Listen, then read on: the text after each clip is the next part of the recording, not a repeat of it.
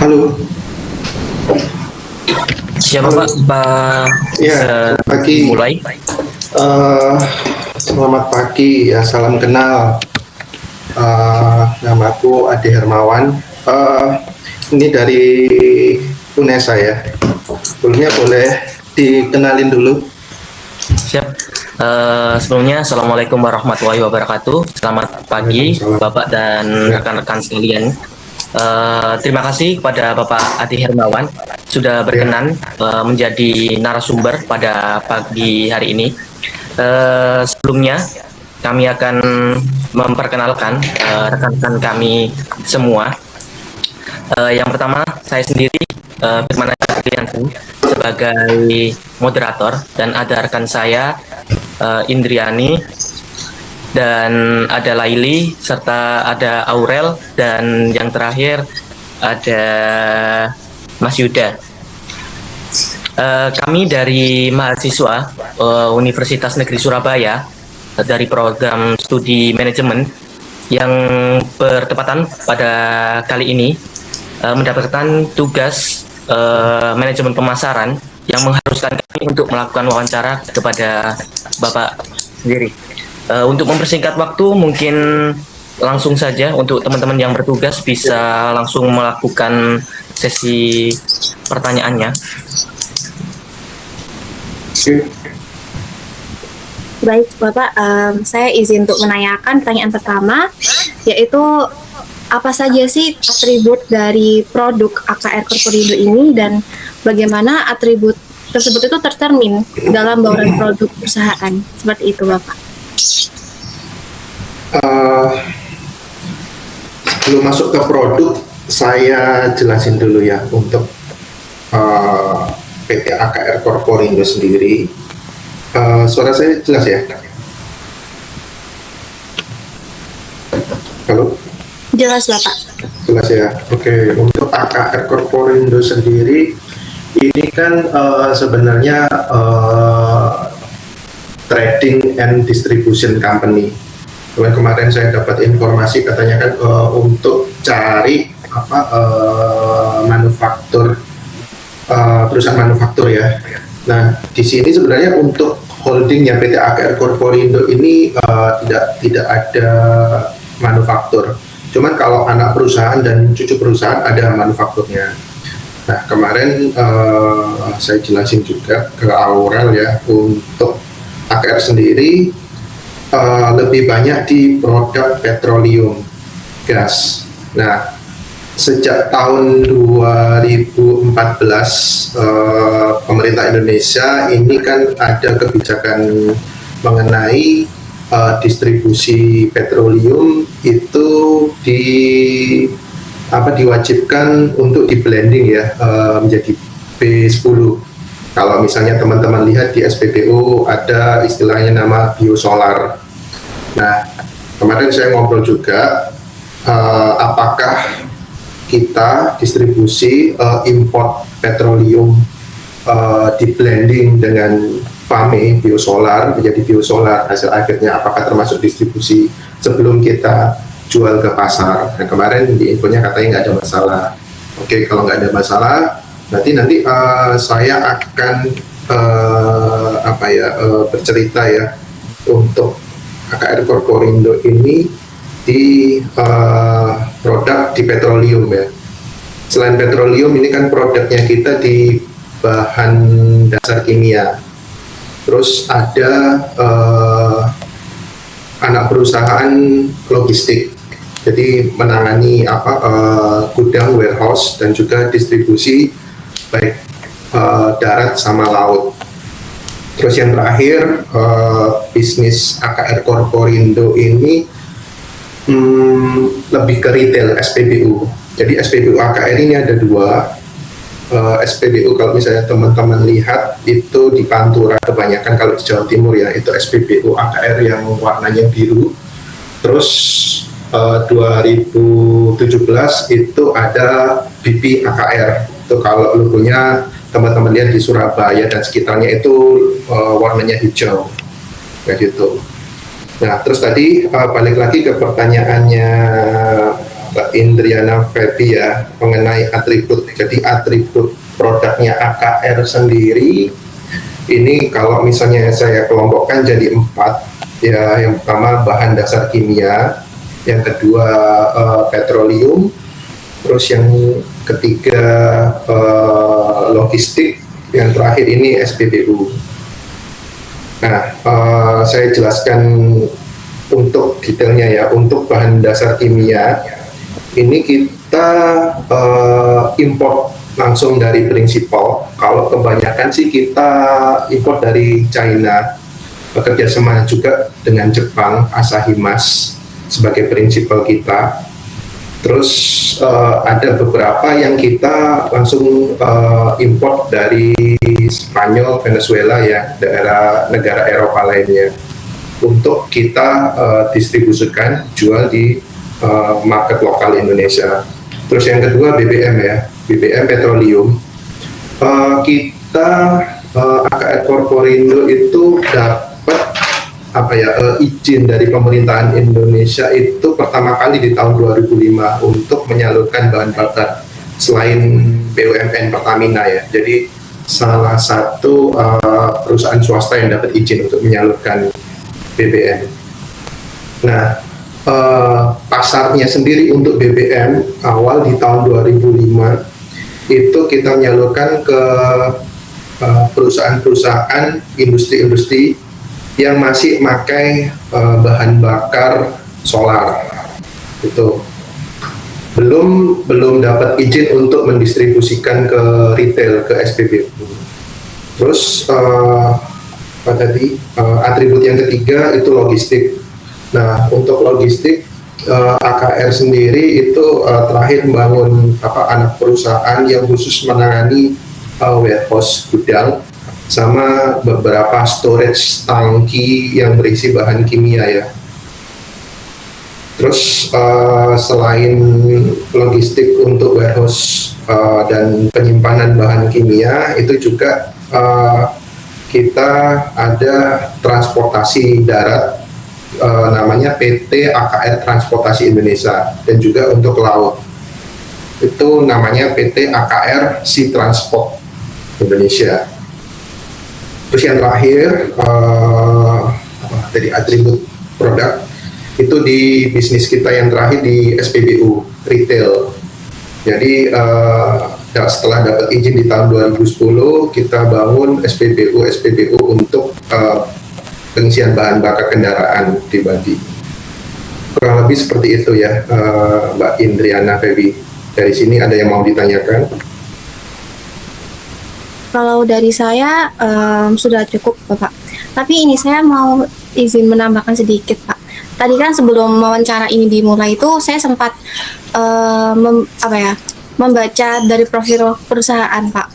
Yeah. Dan memang relevan dengan yang Bapak katakan di tahun 2005 itu memang AKR itu sudah mulai mendistribusikan ke pertambangan, lalu ke pelayaran dan lain sebagainya. Berarti benar ya, Pak ya? Iya. Iya, ya baik. Terima kasih Bapak. Jadi saya tambahkan untuk petroleum kita distribusinya itu ke industri ya, baik itu tambang. Ya memang lebih banyaknya ke tambang karena kan BBM solar itu kan kebanyakan kalau nggak untuk mesin alat berat sama genset ya. Dan kebanyakan kalau yang pabrik-pabrik lama yang masih belum pakai listrik itu mereka pakai genset, dan itu demand-nya kebutuhannya juga cukup banyak, bisa sampai katakanlah itu sebulan 400 sampai 500 KL, itu equal sekitar 400.000 literan itu per bulan. Itu salah satu perusahaan. Tapi kalau tambang tergantung size tambangnya ya. Kalau misalnya tambang terbesarnya itu untuk batu bara atau nikel, itu bisa sebulan itu bisa sekitar 8.000 KL atau setara sekitar 8 juta liter. Itu untuk per bulan. Ya. Iya, baik Bapak. Terima kasih. Ya, mungkin bisa dilanjutkan ke rekan selanjutnya.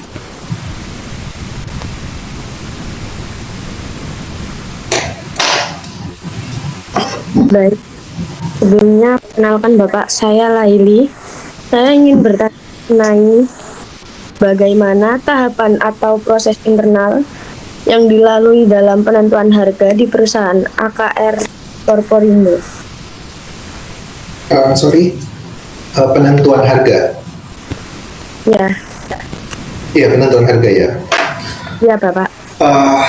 Kalau penentuan harga, jadi basically karena perusahaan AKR ini trading and distribusi, jadi hampir 80% itu kan bahan bakunya kita impor karena kita nggak ada refinery ya, nggak seperti Pertamina. Pertamina memang ada beberapa refinery yang dia punya tambang lepas laut untuk gali bahan bakar. Sedangkan untuk AKR nggak ada refinery, jadi 80% itu memang kita import. Nah, untuk penentuan harga ya basically itu kan kita yang pertama menentukan kalau di kami itu ada istilahnya COGS, cost of gold sell, itu bahasanya kayak HPP ya, harga pokok penjualan. Jadi penentuannya itu harga beli barang impor itu yang pertama kita tambahkan dengan unsur pajak, karena unsur pajak di Indonesia kalau boleh dikata sih perbandingannya kalau boleh jujur itu memang lumayan banyak ya. Ada impor masuk, ada pengenaan PPh berapa cukup banyak.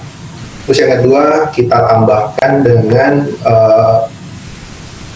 cost operasional, itu baik biaya importnya, distribusinya sampai masuk, terus proses masuk ke dalam logistik, terus operasional lain-lain ya untuk pengelolaan barangnya sampai siap dijual ke pasar. Dan yang terakhir komponennya adalah penambahan dari margin. Jadi selain harga import, kita tambahkan dengan tax. Yang ketiga kita tambahkan dengan cost operasional, dan yang terakhir kita tambahkan dengan margin. Nah, ini kita total semua, kita formulasikan untuk dapetin harga dasar. Tapi untuk petroleum sendiri di Indonesia itu kita sebelum lempar harga ke pasar, kita pakai harga MOPS. Jadi kalau misalnya teman-teman cek ya, googling apa itu MOPS. MOPS itu Mint of Flat Singapore. Jadi biasanya untuk negara di ASEAN ya, Indonesia, Singapura, Malaysia, Thailand, negara-negara ASEAN, itu semuanya itu mengacu ke harga di MOPS. Jadi MOPS itu perusahaan flat yang yang ada di Singapura. Dia perusahaan yang ditunjuk untuk penentuan harga dasar. Jadi harga pasar di pasar ASEAN itu seperti apa. Jadi katakanlah di harga MOPS itu tadi, harga di edaran ya, harga jual di MOPS di Singapura untuk solar katakanlah per liter di angka 10.000. Nah, kita di Indonesia itu harganya nggak jauh-jauh di angka 10.000. Jadi ada harga dasarnya untuk harga ecernya lah, bahasa ininya simpelnya sih seperti itu. Itu Mbak Laili sudah cukup menjawab. Baik Pak, sudah. Terima kasih. Ya, sama-sama. Baik Bapak, sebelumnya perkenalkan saya Aurelia. Saya izin bertanya ya Pak mengenai promosi dari PT AKR sendiri. Itu strategi promosi dan bauran promosi apa aja yang dipakai oleh perusahaan PT AKR ini, serta apa aja sih alasan dibalik memilih strategi tersebut? Seperti itu. Ditanya tadi, strategi pemasaran ya? Iya Bapak, mengenai strategi pemasaran. Untuk strategi pemasaran di AKR ini balik lagi ya, untuk AKR ini kan perusahaan distribusi sama trading ya, dan bukan bukan perusahaan consumer goods. Jadi produk yang dikeluarkan AKR ini dikonsumsi sama beberapa industri-industri. Jadi bukan ke end user, bukan ke konsumen atau customer terakhir. Sehingga untuk proses promosi itu kita istilahnya B2B ya, business to business. Jadi untuk promosinya, kalau misalnya teman-teman lihat, mungkin hampir tidak pernah kelihatan AKR promosi di TV, karena kita bisnisnya B2B, jadi lebih banyak direct selling. Jadi dari tim marketingnya AKR itu direct selling ke perusahaan-perusahaan atau industri-industri yang membutuhkan petroleum sama bahan kimia. Contoh misalnya untuk bukan promosi ya, pemasarannya kita itu kita ikut rutin ke dalam yang terakhir itu G-Expo ya, semacam pameran industri. Itu AKR selalu masuk di pameran industri di situ, karena di situ memang semacam pertemuan dari industri-industri. Jadi saling komunikasi apa yang dibutuhkan gitu. Jadi biar match ketemu gitu. Jadi langsung jadi dari marketingnya AKR direct selling ke procurementnya. Procurement itu bahasa purchasing ya, bagian purchasing ya kalau di perusahaan. Jadi langsung di situ. Terus mungkin tahun 2 itu yang dulu dilakukan sama AKR, jadi B2B direct selling ke industri. Mungkin yang terakhir strategi promosi yang dilakukan AKR itu di tahun 2017 itu lebih ke sudah mendekati ke end user dengan cara AKR bangun SPBU. Jadi yang dulu kita direct selling ke industri-industri, sekarang lebih mengenalkan ke pasar publik ya, ke masyarakat dengan cara bikin anak perusahaan, cucu perusahaan itu yang mengelola SPBU gitu, yang BP itu ya, sama AKR yang logo warna biru itu di Pantura biasanya teman-teman kalau lihat ada situ. Itu untuk promosinya di AKR. Ada tambahan pertanyaan? Baik, Bapak, terima kasih atas jawabannya. Oke. Baik Bapak, saya akan bertanya mengenai distribusi. Perkenalkan, saya Rio, dan pertanyaan saya adalah saluran distribusi apa yang digunakan oleh AKR Corporindo? Apakah menggunakan satu tingkat seperti produsen ke konsumen, atau produsen ke pengecer, ataupun produsen ke distributor ke konsumen? Dan bagaimana strategi pengelolaan saluran distribusinya? Oke. Mengenai distribusi ya, yang tadi sempat saya cerita di awal, untuk distribusi produknya AKR itu kita ada 2 cara ya. Yang pertama, kita memiliki manajemen tersendiri dengan cara bikin PT yang terafiliasi dengan AKR, namanya PT AKR Transport Indonesia. Itu untuk mengelola dan memanage darat, jadi trucking ya, lebih ke distribusi trucking lewat, kalau misalnya teman-teman di jalan ada truk tangki warna biru putih, itu punya AKR biasanya. Tapi kalau Pertamina biasanya kayak identik tangki warna merah putih, itu anak perusahaan kita namanya AKR Transport Indonesia. Terus yang kedua, ini yang pertama, dengan membangun anak perusahaan yang kedua untuk anak perusahaannya AKR Transportasi Indonesia. Jadi AKR punya aset beberapa kapal tanker itu untuk distribusi ke yang apa ya, laut lepas ya, yang bisa didistribusikan ke beda pulau. Jadi contoh storage tangki kita ada di Surabaya loading, di Surabaya provinsi, yang dibutuhkan ada di Halmahera. Jadi kita pakai kapal tanker kita untuk ke industri sana, atau kita kirim ke Kalimantan, kita isinya di Manado, kapal kita berangkat ke Kalimantan untuk mensuplai. Terus yang kedua, cara yang kedua, ini kita ada namanya agen penyalur. Jadi kalau misalnya teman-teman lihat truk tangkinya Pertamina itu kan ada namanya PT Patra Niaga, itu agen penyalur. Nah, kalau AKR sendiri ada beberapa PT lain di luar swasta yang nggak terafiliasi, itu kita tunjuk sebagai agen penyalur, baik di darat ataupun di laut. Tapi kalau AKR ini sih lebih banyak agen penyalur kita di laut, karena petroleum sendiri selain kita nyalurkan ke industri-industri, kita juga ada produk itu MFO ya, marine fuel, itu untuk bahan bakar kapal.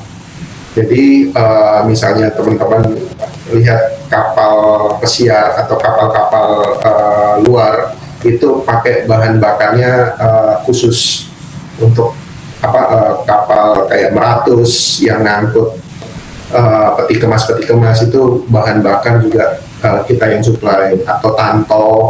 Misalnya teman-teman tahu ya, truk yang ada peti kemasnya tulisannya Tanto, Meratus, Spill, itu kapalnya bahan bakarnya kita supply ke mereka. Seperti itu. Jadi ada dua ya, Ahmad ya tadi ya. Untuk distribusinya, yang pertama kita ada manajemen sendiri dengan buat anak perusahaan sendiri, yang darat AKR Transport Indonesia, yang laut AKRC Transport Indonesia. Terus yang kedua, kita ada penunjukan PT eksternal sebagai agen penyalur, baik itu yang di darat juga laut. Jadi dipecah jadi dua, satu manajemen internal, satu eksternal. Seperti itu. Ada tambahan pertanyaan? Mohon izin, Bapak, saya ingin menanyakan. Tadi kan yang Bapak jelaskan itu PT AKR sendiri bergelut di bidang BBM juga. Nah, sedangkan kita sudah tahu juga kompetitor di bidang ini ada Pertamina. Nah, lantas bagaimana PT AKR ini beradu strategi? Sedangkan tadi yang Bapak jelaskan PT AKR ini 80% bahannya itu diimpor. Pasti kan memiliki biaya yang jauh lebih mahal juga. Bagaimana strateginya PT AKR bisa menyaingi Pertamina yang dikelola dari pemerintah juga? Oke. Sebenarnya untuk Pertamina sendiri itu kan BUMN ya. Kalau kita bersaing lawan BUMN itu sih nggak apple to apple ya, nggak equal ya. Jadi sebenarnya untuk strateginya sendiri pasti size-nya kita kalah sih kalau dilawankan sama BUMN ya. Jadi kita ambil market yang swasta, jadi industri-industri swasta, kita supply di situ. Dan strategi yang lain itu hal yang wajar ya, lumrah ya, antara harga dan juga servis. Untuk Pertamina sendiri memang sangat-sangat besar jika dibandingkan dengan AKR, karena hampir di seluruh wilayah daerah itu pasti ada Pertamina ya, baik itu SPBU ataupun storage refinery-nya. Nah, kalau misalnya bersaing, kita bersaingnya pun ada pemain baru namanya Shell. Itu kalau misalnya bersaing, ya itu apple to apple ya. Kalau sama AKR kita bisa bersaing karena sama-sama swasta. Tapi kalau sama Pertamina sendiri kita bersaing dari sisi harga dan juga dari sisi servis. Kalau harga sendiri itu kalau misalnya teman-teman lihat di sektor retail di SPBU, kita nggak bisa mengalahkan Pertamina karena Pertamina ada subsidi, itu pertama. Terus yang kedua, masalah perizinan pembangunan untuk SPBU itu pasti ada perizinan yang mungkin ada wilayah yang menjaga untuk ekosistemnya untuk tetap mempertahankan BUMN yang prioritas di situ. Jadi yang kita bersaing mungkin lebih banyak di Pulau Jawa. Itu yang kedua, masalah fasilitas. Kalau kita ngomongin di SPBU atau sama-sama petroleum untuk bahan bakar di industri, kita bersaingnya itu di fasilitas dan kualitas ya. Kalau misalnya mau dibandingkan dengan Pertamina, kalau boleh ini saya ngomong, filtrasi kita, bahan bakar kita itu jauh-jauh lebih bersih. Bukannya saya menjelekkan Pertamina, enggak. Tapi itu yang kita jual. Jadi kalaupun misalnya di compare, kita misalnya Mas Firman ya punya industri tambang batu bara, punya beberapa alat berat, ekskavator atau apa ya, alat berat crane atau apa yang butuh bahan bakarnya solar, itu kita bisa compare. Kita kasih sampel, Mas Firman ini sampel kita bahan bakar solar seperti ini, kita kasih sampel, coba dibandingkan dengan punyanya Pertamina atau perusahaan lain ya. Jadi sampelnya kita itu lebih jernih, lebih bening gitu. Kalau masalah harga memang ada beberapa wilayah kita memang kalah dibandingkan Pertamina karena memang subsidinya cukup besar, dan juga memang benar faktor harga dasar import kita memang sudah tinggi gitu, belum ditambah dengan tax.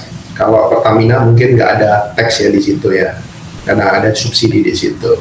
Seperti itu. Kalau misalnya pun kita bandingkan dengan kompetitor yang sama-sama swasta, itu kita bisa bersaing ya, bisa kompetitif harganya. Dari segi harga, kalau misalnya teman-teman lihat sama-sama di SPBU Shell dengan SPBU BP AKR yang warna hijau itu, kita ngomongin satu produk RON 92. Kalau misalnya di Pertamina namanya Pertamax, kalau di BP AKR itu namanya Akra 92. Kalau di Shell itu kalau nggak salah Super ya, kalau nggak salah ya, itu sama-sama spesifikasinya 92. Itu BP AKR itu lebih murah harganya. Untuk kualitas ya kita bisa ngomong nggak kalah juga, sama-sama filtrasinya tinggi, sama-sama kualitasnya baik, minim campuran atau mungkin nggak ada campuran ya. Terus untuk fasilitas SPBU juga kita juga berani diadu sama Shell seperti itu. Itulah Firman. Siap, terima kasih Bapak. Berarti yang lebih diunggulkan dalam strategi dari PT AKR tersebut ada di servis dan di kualitas tersendiri ya. Iya.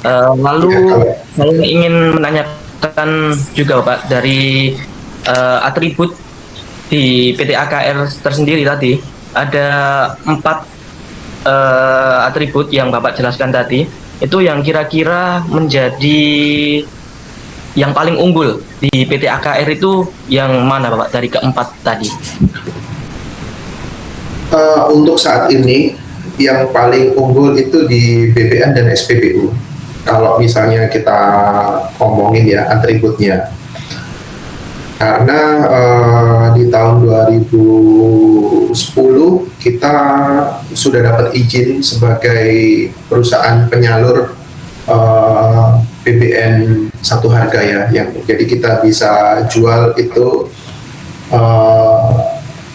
dapat izin untuk membuka SPBU selain Pertamina. Jadi perusahaan swasta pertama yang diberikan izin untuk menyalurkan BBM ke masyarakat. Dan tahun 2017 kita dapat izin dan juga joint venture ya sama BP. BP itu perusahaan dari Inggris, British Petroleum. Kita joint venture untuk bangun SPBU di kota-kota besar untuk bersaing dengan kompetitor Shell, atau mungkin kalau misalnya di daerah Jawa Barat itu ada namanya Vivo, seperti itu. Jadi kalau misalnya 10 tahun terakhir ini atribut produknya AKR itu ke BBM petroleum. Ini petroleum lebih ke bahan bakar sektor industri ya, baik itu industri tambang ataupun industri consumer good atau manufaktur lainnya. Terus yang kedua ini SPBU. Jadi SPBU kita di 2017 sampai sekarang itu sudah mulai ada di Pulau Jawa dan beberapa pulau di Sumatera juga, Kalimantan. Kalau Sulawesi rasanya masih belum ya, belum dapat izin untuk buka di sana. Tapi kalau ngomongin sekitar 15 tahun yang lalu, atribut produk kita di bahan kimia ya, bahan kimia dasar. Jadi untuk saya sedikit cerita untuk bahan kimia dasar, itu contoh ya yang mungkin familiar teman-teman lihat itu perusahaan empat perusahaan besar yang produksi bahasanya MSG, micin ya, Ajinomoto, Sasa, Miwon, sama Daesang ya, Miwon itu ya. Itu semua bahan baku dasarnya itu kita supply ke mereka. Jadi entah untuk bahan apa ya, untuk detailnya itu kan rahasia dapurnya mereka, tapi kita rutin supply ke mereka. Tuh. Jadi untuk 10 tahun terakhir ini atribut produk yaitu dua ya, BBM bahan bakar minyak untuk industri, yang kedua SPBU itu. Nah. Terima kasih Bapak, penjelasannya sangat masuk dan sangat mudah ditangkap oleh kita semua. Terima kasih juga atas kesempatan Bapak untuk berbagi pengalaman dengan kita semua dan berbagi informasi dengan kita semua. Mungkin untuk pertanyaan saya rasa sudah cukup. Apakah boleh kita meminta untuk sesi dokumentasi Bapak? Boleh, silakan.